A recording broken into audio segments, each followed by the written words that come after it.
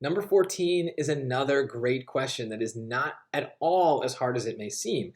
So the first thing that I notice when I look at this question is that I've got a bunch of equations. Well, remembering my SAT strategies, I know that one of the most useful strategies for the math section is to plug points into equations. So if I have equations, I'd love to have a point. Because if I have a point, I can just plug it in and see what happens. And that's going to make the math so much easier to think about. So if we look at the story, they're really talking about a specific part of this graph from 14 to 35 days. So that's from here to here.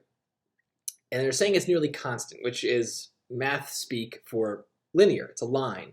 So we could think in terms of y equals mx plus b. If we look at all of these equations on the choices, they also look like y equals mx plus b equations. But I'm going to just go about it by finding a single point to better understand what's going on.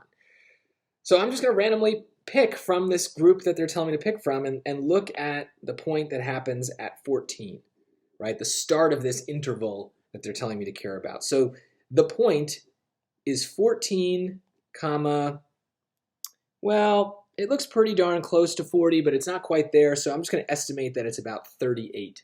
So that's just an estimate. If I'm wrong, it shouldn't matter that much, okay?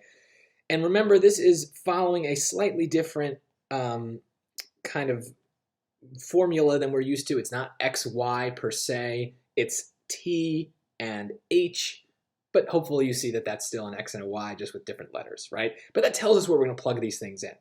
So all we need to do is plug 14 in for t and see if we get close to 38. So we're just going to do this for all of the choices. We have to do it for all of them. And it's another good example of showing your work. Just be thorough here. So I'm going to say 2.1 times 14 minus 15. Okay. Use your calculator. You got it here. 2.1 times 14 minus 15 is 14.4. But I needed it to be 38. It's not, right? So that's not even remotely close. So probably not right. Let's keep going. 4.5 times 14 minus 27. 4.5 times 14 minus 27, 36. That's pretty close to 38. So I would keep that choice. It's pretty close. Let's see if we can find anything better. Choice C, 6.8 times 14 minus 12.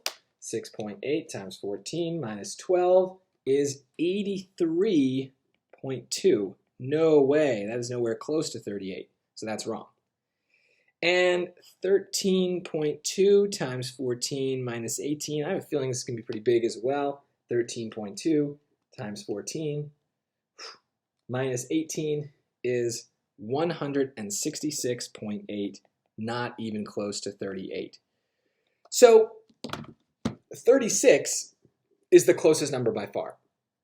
But it's not perfect, and that's because I estimated. It might not be exactly 38 where that point is.